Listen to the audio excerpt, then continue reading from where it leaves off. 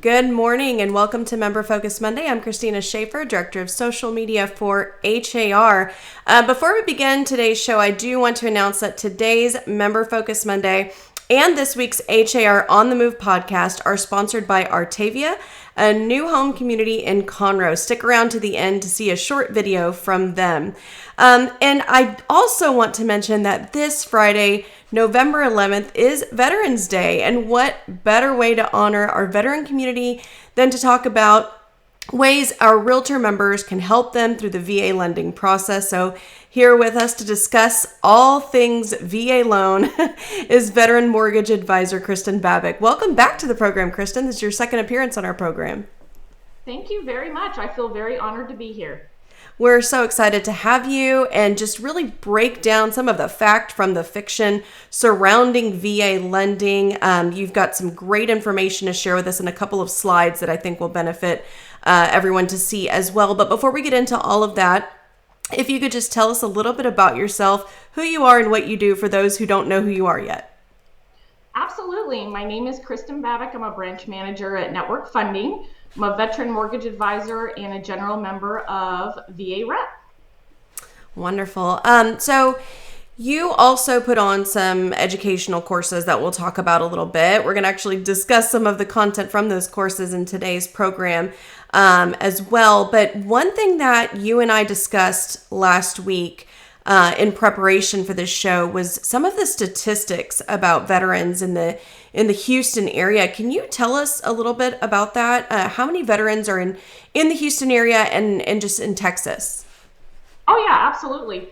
So if we're looking at Texas as a whole, Texas as a state is one of the largest populated states when it comes to veterans and active duty. And of course, don't forget our reserves and National Guard. But we roughly have almost 1.5 million here in Texas. And the big one is that there's 300,000 here in Houston alone. So there's a very large population when it comes to active duty and then also veterans and of course, National Guard and reserves. Wonderful. And you can see here on this slide right here how it's very, very concentrated down in the Houston area. And it kind of breaks out the different divisions of what veterans are currently and who they're employed by and what they do. Wow. And, I think that's it's so important to mention. And I was honestly surprised that there were so many right here in the Houston area. I don't know why that surprised me, but it was surprised me to see that on that heat map. Oh, yeah, absolutely. Because you don't actually know until you look it up and look up all the demographics itself. But yes, we have such a great opportunity here in Houston to take care of our active military and our veterans. And part of doing a lot of the educational classes that I do is just to make sure that we are doing a good job for our veterans and getting out, VA loan awareness, because a lot of people really are not up to date on information when it comes to the VA loan. Okay, wonderful. So let's talk again. I think there's so many myths surrounding VA loans, but one thing that we hear, and we had CJ Johnson on the program a few months ago to discuss VAREP more specifically, but one thing she mentioned is that veterans, specifically female veterans, tend to be underserved when it comes to real estate and home ownership. Why is that, Kristin? Why are veterans so underserved? So that's a great question. I mean, speaking about females, they're often forgotten. And when we talk to individuals about have you served? And a lot of individuals forget that females are a very large population when it comes to the military. The military is our number one employer in the nation. And a lot of people don't realize that it is males and females. So oftentimes they're the forgotten ones. They often have the highest suicide rates as well. So it's important for us to definitely focus, of course, on our female veterans as well. And then also surviving spouses. They're also forgotten a lot and need help to be taken care of when it comes to home ownership. So is this how would you recommend realtors kind of get into this topic with their clients? Is it just ask them, are you a veteran? Well, absolutely. But you can ask them more specifically, have you served? Because a lot of times individuals will tell you that they have served and some will not. Sometimes it comes out later on. And that's one of the great things about the new loan application that came out is it actually states on the loan application, have you served? Are you a veteran? So it prompts the loan officer to stop and ask questions and make sure that they're really providing a good homeownership benefit to our veterans and active military, because in the past, 58% of veterans stated that either a loan officer or a realtor never asked them that question. And then the statistics are higher as to they were actually talked out of using their VA home loan benefit, which is, it's phenomenal to me, just because it's the best loan out there, best loan type out there for anybody to use if you qualify. It's an earned benefit. And I would imagine they were probably talked out of it because of some of the myths that we're about to break now. So let's talk about some of those myths around VA lending, starting with if a veteran chooses to put zero down. Something that you mentioned to me was some see this as a weaker buyer, but that's not really the case, is it? No, it's not. Actually, if we look at statistics, the average FICO score for veterans is actually higher than any conventional borrower, as well as area median income and assets and reserves. So a lot of times I get individuals that call me and they'll say, I don't feel comfortable accepting this offer because it's zero down. But what individuals don't realize is that veteran or that active military, their down payment is what they chose to sign up for when it comes to fighting for our country. And they fight for everything that we do every day, to be professionals in the real estate industry, to be entrepreneurs. And people really forget that. So when you see an offer that comes across that says zero down, it's really not zero down, because they actually paid a larger down payment than anybody else can actually state that they did. So it's important to know that just because you see zero down doesn't mean they're a weak buyer. Statistically, based on this last year's statistics, they're a better borrower than conventional or FHA. Wow. That's wonderful. That's amazing to know. And again, I think that's just one of those really common misconceptions that we hear. So it's great. I was just checking a look. We had a couple comments coming in. Kristin is awesome with our veterans. That came from Donna Owens. And Scott and Michelle McAllister. Our veterans are the ones getting left behind in our real estate market for the last 2 years. Did you have anything you wanted to reply to that? I know them well, and yes, they are 100% correct, because as the market changed, you had a lot of sellers that were not accepting VA loans. And it was very unfortunate because they weren't able to secure home ownership. So I think personally now, it's great that the market has turned more, because we have more sellers that are open to accepting VA offers. And of course, it comes along with education as well, because people don't realize that there are no longer any seller paid fees when it comes to a VA loan.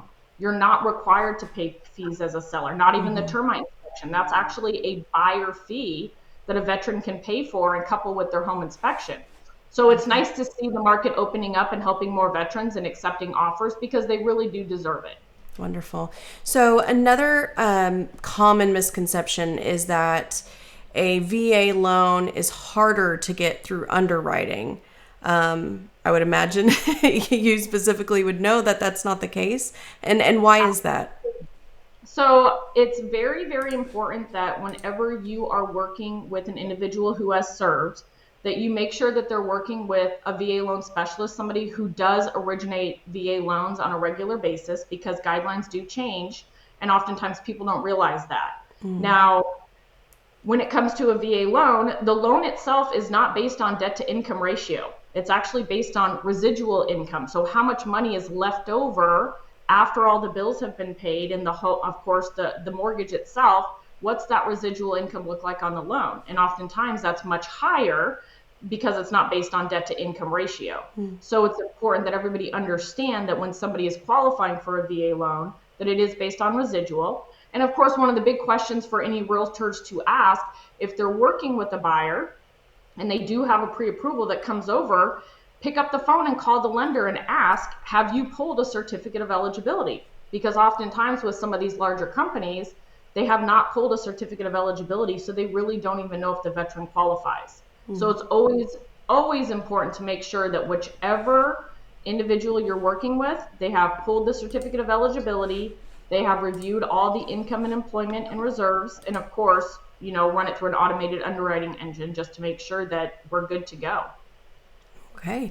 So on that same note, do VA loans take longer to close? They do not, actually. The fastest I've seen one close start to finish was 7 days, and that's only because we had an appraisal that came in really, really quickly. But typically you'll see between 16 to 18 days. So one of the great things about the actual VA loan itself is that there's a standard time when it comes to the appraisal. Here in Texas, it's 14 days from start to finish. So if you have a very streamlined process, you're actually able to close those more quickly than some of the actual conventional and FHA loans themselves. So they're definitely not, I mean, a lot of times you'll see people writing 30, 45 days on contracts when it comes to VA loans, and that's definitely way too long. When you're starting to see anything above that 25 days, that's, it's definitely a concern that actual lender or loan officer might not know how to actually originate VA loans. So it's important that everybody understands that while conventional and FHA loans do close quickly, so do VAs, as long as you're working with somebody who originates them and does them more as a specialty and is familiar on how to get those closed quickly. So over 25 days, a little bit of a red flag there. Correct. Okay. Another comment just came in from Mark when he said, I'm so blessed, just closed a VA loan buyer last week. That is wonderful. amazing. I love it. Yeah, wonderful news there. So another thing that we hear, and you already alluded to this a little bit, but is it true that the seller must pay the veteran's closing fees? No, it is not. They actually do not have to pay. I mean, you're going to see a lot of times veterans are going to come in and they won't ask for seller concessions to help pay the fees, or they won't ask for the owner's title policy to be paid. They can definitely pay those. Of course, moving back to statistics, that they actually do have more assets and reserves than the average conventional buyer. But another part of that is that they can pay any above asking price and gaps. So they have that money available as well. So sellers are not required to do those items. Of course, again, the termite inspection, sellers are not required to pay for those. So it's definitely, when you see an offer come through, these things are not required, right? Now, some people will structure them where you might want to see an interest rate that's a little bit lower. So you might be doing a 2-1 buy down, where instead of a realtor saying, hey, we've got a price reduction on an actual home, you can keep the price the same and offer a certain amount of seller concessions in order to do 2-1 buy downs, or to pay those costs in order to keep those comps high. So there's several different ways that you can structure it for that veteran itself. Of course, all buyers, but it's definitely something to be mindful of, that sellers are not required to pay any of those fees. Okay, excellent. We had a question come in from Adrian. He said, why are veterans so stubborn about using their VA loan benefits? So that's a great question. A lot of times veterans, anybody who has served, sometimes they don't want you to know that they served. And so that's a big part of it. And also pride. Some Vietnam veterans were not welcomed home in a nice way. And so a lot of times they don't want to talk about that or share that. And so it's making sure that you have a lot of grace and tact in speaking with our veterans and active duty military, because they honestly don't realize that when they leave the military, what all their benefits are. And so that's why it's important for us as real estate professionals to make sure that we're sharing what those benefits are that are available to them and what they've earned, because they did earn it. They have a hard job, the hardest job out of anyone out there. And I am so honored to be able to help everybody that way. But it also helps me, and I feel honored that I get to share those experiences and help educate other people so that they can go out and help more veterans and active duty military, because they need it. We absolutely need it in the housing industry. Excellent. Thank you. Another question came in from John, going back to what you were mentioning earlier. How does a 2-1 buy down work? Okay, awesome. Great question. So a 2-1 buy down. So let's say, for an example, right now, let's say the rate is 7.125. So you can actually calculate, and there's a 2-1 buy down calculator that you can use. And what it will do is you can take it from 7.125 down to 6.125 down to 5.125. So the first 12 months, the rate will be at 5.125. Then the second 12 months, it'll be at 6.125. Then the third year, it's going to cap out at 7.125. So the great thing about that is that the seller can actually give that money for the 2-1 buy down itself. And it kind of sits in like a little kitty, like an escrow account. So each month that the mortgage payment is made, a portion from the little kitty, the 2-1 buy down escrow account, will go to pay the other portion of the mortgage. Another great thing that people don't realize is that as you're using this product right now in the industry, you have an option where when rates do come back down, we're looking 12, 18, 24 months out, when you go to refinance, you get that money back. That money is not lost. That actually goes to the homeowner itself. So you do get that credit back. But it's a great program to use right now to help keep your monthly mortgage payment and interest rates down. Okay, great. Thank you for explaining that. And we just had a quick comment here from CJ, who was on the program a few months ago. She said, Kristin's amazing, the most proficient and vocal VA loan advocate that she knows. So we're very pleased that we have you on the program to discuss this with us. If there are any other questions for Kristin, type them into the comments now. Of course, I still have some questions for you, Kristin, but if there are any questions, please get those in so that we can address those. Now, another misconception here is some people believe you can only have one VA loan at a time. And from what you told me, that is not true. Can you explain that to us? Yeah, absolutely. So if you have full entitlement and it is you're going to purchase a home VA loan, first time use, you can purchase up to $1, $2, $3 million. It just depends on which investor it is and which bank you're actually using itself. So there are no caps there. A lot of people think that you've got caps on county loan limits, and you don't. The only time the county loan limit comes in as a cap is going to be if you currently have a VA home loan and you are departing your primary residency to go and purchase another home using your VA loan. So then you're capped at the conforming loan limit. Right now it's $647,200, but it's also going to be based on what your entitlement is remaining. So you have your basic entitlement that's used on the first loan, and then you have bonus entitlement that's used for the second loan itself. So I've seen veterans that have had up to 3 loans, 3 VA loans at the exact same time, because it's important. Once you actually purchase a home using your VA loan, you occupy for 12 months and you've satisfied the occupancy requirement. So from there, you can actually move on and literally buy the home next door to you if you chose to, because it's opposite of VA or opposite of FHA, right? Mm-hmm. And you can occupy that one. Now, one other thing that a lot of people don't realize is that if you're a veteran and you are departing your primary residency right now and you're going to purchase a new home, let's say you want to rent it out, and let's say that rent is $3,500 a month, right? Mm-hmm. If you look at traditional guidelines, conventional and FHA state 75% when it comes to rental income that's given to offset the mortgage. VA is 100%. You get actually 100% credit for the rental income to offset, which often helps have a positive net cash flow when it comes to qualifying. So you can 100% have multiple VA loans at the same time. Okay, wonderful. Few more questions came in.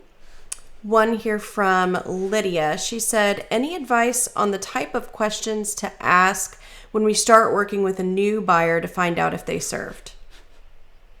Absolutely. So of course, have you served? Has anybody in your family served? Get to know your buyers very closely.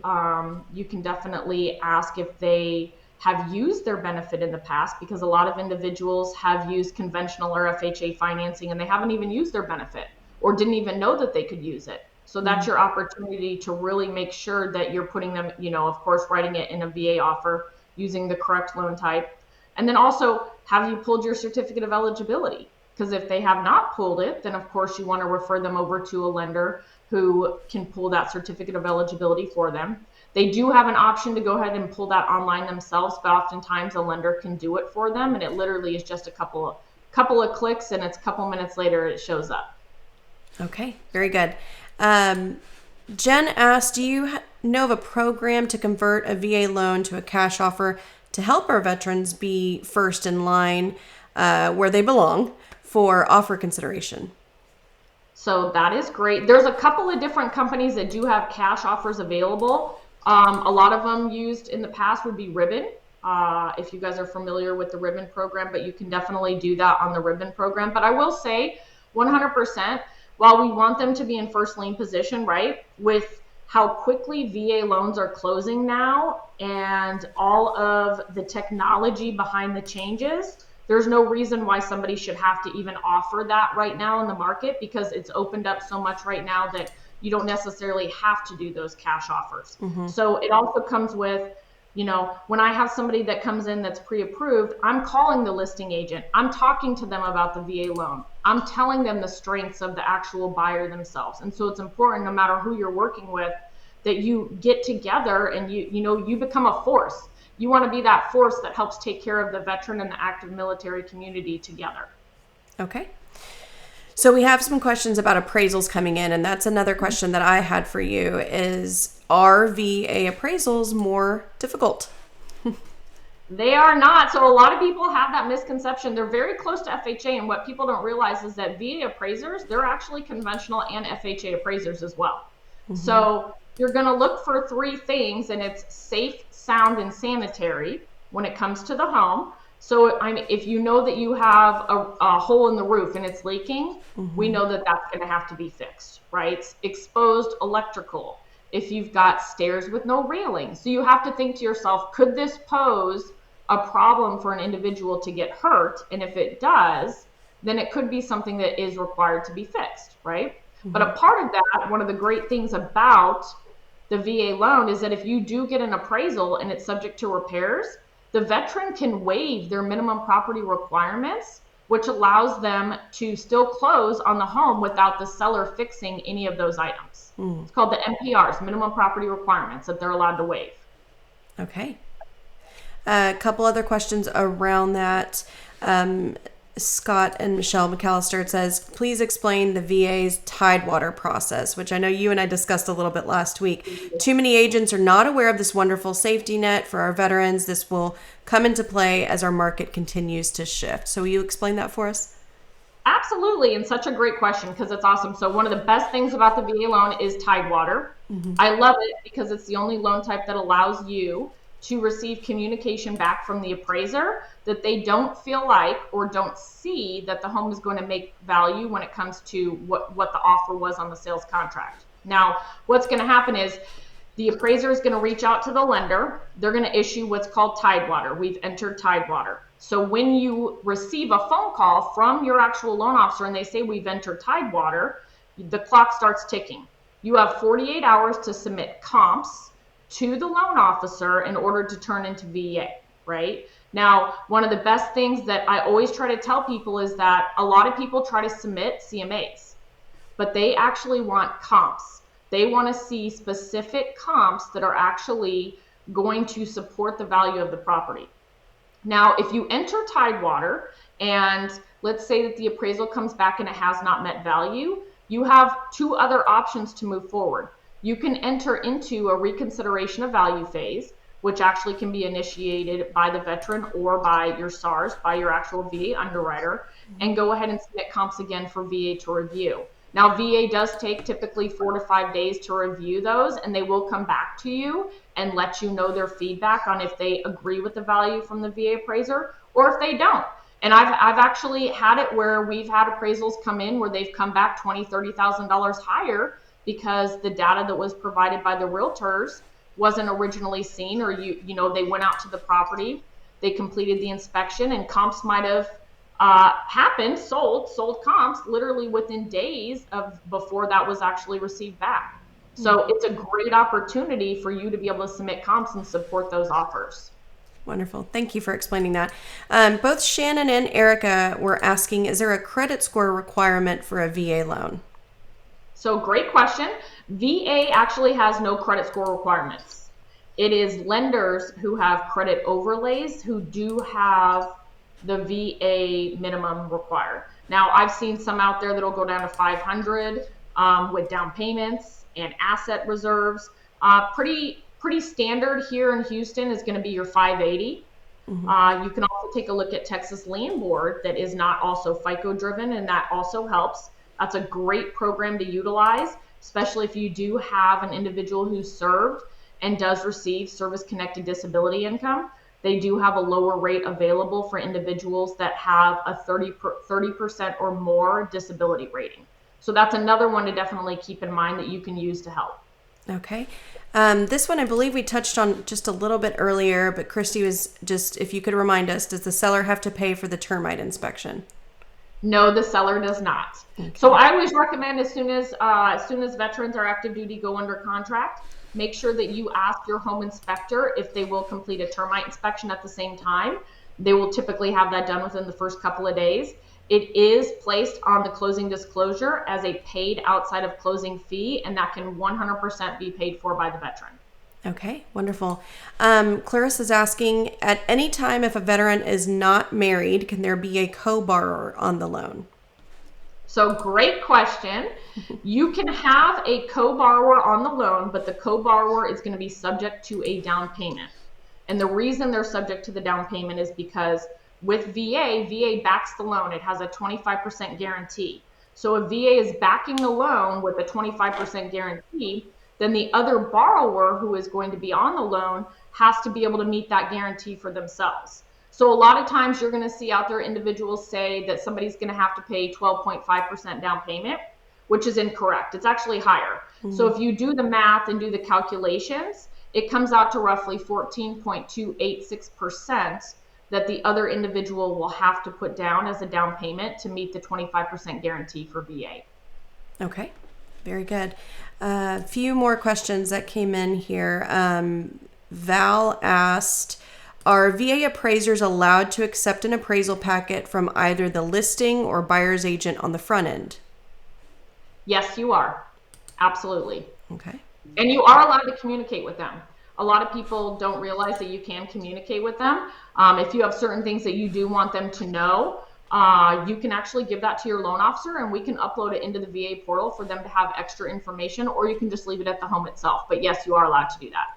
Okay, excellent. So Lynn asked a question that I think is valuable. She said, I came in late, so I may have missed this, but what is involved with someone assuming a VA loan? So just for, everyone who's tuning in right now, what is the process? How do we get into this process? You gave us some advice on what questions to ask, and then how do we start the process with that client? So that's a great question. We're actually hearing more about this right now because individuals want to assume loans because a lot of the rates out there on these homes, you've at 2-3%. So it's important to know that while VA says that the loan is assumable, not every servicer says that it's assumable. So to start that process with the actual servicer, they are going to contact their servicer and ask for an assumption package. The assumption package will be filled out, and it typically takes anywhere between 4 to 5 months to get that taken care of. So you 100%, if you do have somebody that wants to assume a loan, first reach out to the servicer and make sure that that is allowed with that actual servicer. Some are going to say yes, and there have been some that say no. They want borrowers to qualify for the actual loan itself. Okay, very good. So HAR is actually hosting a webinar on veterans programs on November 16th. Teresa Murphy actually put a link to that in the comments for you guys. But Kristin, where else can realtors learn more about how to help their veteran clients and customers? Oh, absolutely. I mean, you can definitely go to Veterans Association of Real Estate Professionals. There's a lot of great educational material there. There's classes all over that are being held. I'm going to hold a couple classes here at the end of November and December. So I would definitely encourage everybody to get out and really get to know the VA loan more so that you can do a better job of taking care of our veterans and active military, because they're the forgotten, and they're the most underserved when it comes to any other loan type and any individual in a transaction. So I just encourage you to get out there and really get to know the VA loan. Spend some time getting to know and attending different organizations and events as to why it's so important to make sure that we take care of our active military and veterans. Excellent. Well, as I mentioned at the beginning of the program, today's Member Focus Monday and this week's HAR On the Move podcast were sponsored by Artavia. Let's take a quick look at a video they sent over. It's high energy and fun. It should get us excited and going this Monday morning.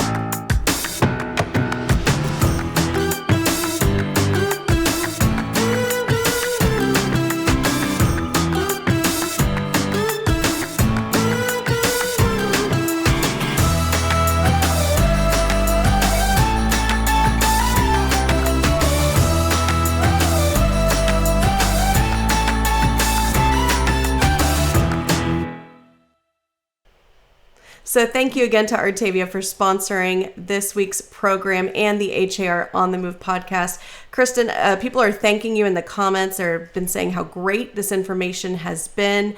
As I mentioned earlier in the show, Friday is Veterans Day. What can our members do to honor veterans this week? Well, definitely, please say thank you. Mm-hmm. Thank you to everybody that has served, because a lot of times they walk on the streets with us and they don't feel appreciated, or they might feel that what they've done was not worth it based on some things that have happened, or some things that are currently going on. It's important for everybody to just make sure that you say thank you and really honor our men and women who take such great good care of us. Wonderful. Well, is there anything else that you want to share with our members today, Kristin? Yeah, I would definitely say if you have questions about VA loans or originating, definitely reach out. There's several different individuals out there, loan officers and organizations, that will help you when it comes to the VA loan. And also, your Houston Regional Loan Center is a great resource that you are allowed to use and call and ask questions if you need help. I always extend this opportunity to individuals that if you have a loan right now that it's not going well, or you need some advice, I'm always welcome to take on those questions and to advise on those things, because the goal here at the end of the day is to make sure that our veteran is taken care of, or our active military, not necessarily to try and swoo away any loans. But the goal is to make sure that the community does a better job of taking care of our veterans. And the only way to do that is to come together and really help and educate together. Excellent. So another quick reminder for everyone, tomorrow, November 8th, is Election Day. If you didn't get out to vote early, make sure you go vote in tomorrow's election. And then next week, we will do an election recap with HAR political consultant Daniel Gonzalez. He'll discuss the results of the election and how they may or may not affect the real estate industry. So be sure to tune in for that next week, and go vote tomorrow if you didn't vote early. Kristin, thank you again for your time today. We truly appreciate it, and thank you for all you do and have done. Thank you very much. I appreciate it. Well, that is it for this Member Focus Monday. We'll see you next Monday at 9 a.m. Have a great week, everyone. Bye-bye. Bye.